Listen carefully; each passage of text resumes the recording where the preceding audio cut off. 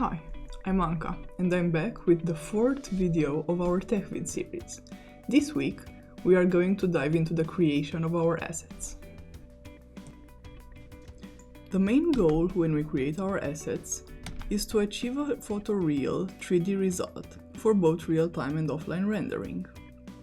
We'll present our workflow from research to creation, and in the end, we'll give a shout-out to two special things. So let's get started. What do we mean by photoreal 3D content? We are looking into creating a multi-purpose library for offline, real-time, and hybrid pipelines. We want it to be consistent in terms of quality and realism, and the goal is to create more and more variation of assets. For this video, I will present some of our work outside of the context of the demo. For instance, this is a render in Houdini Redshift that showcases a multitude of our assets: containers, street barricades, the traffic info panel, and so on. We of course like paying attention to the details and getting inspiration from real life whenever we have the possibility, but we do search for inspiration online too. Just like in the case of creating the urban layout for our demo, we looked at large cities in North America to decide which assets to create for our library.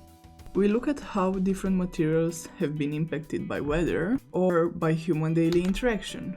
For instance, here are two photos that I took quite some time ago. Even today, I find new things that I can learn just by looking at them. We of course create our own textures, and sometimes, depending on the asset, we like to add a personal touch.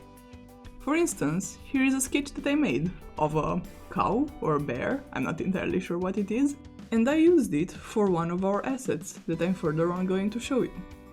It is also here where you can see that we created a newspaper for our newspaper box. This is, for example, one of our assets. We are showing here how the 3D model looked like before and after texturing. Same asset, this time loaded in Unity. This is the type of asset that we'd usually see on a building, also loaded in Unity. Here is a phone booth that we had a lot of fun texturing. We added a lot of stickers, scratches, dirt, and whatnot. Let's shortly take a closer look. We like adding the welding details, some coffee stains, making the buttons a bit shinier, so that we give the feeling of our asset being used on a daily basis. Remember when I said we did a newspaper? This is what we did it for. This is a newspaper box where we put a lot of work and passion into creating the smallest details. And here is one example of how our assets can be used in VFX.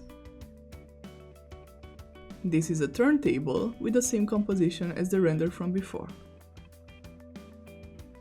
We'll give more examples of our content being used in VFX in our next and last tech video. Two special things.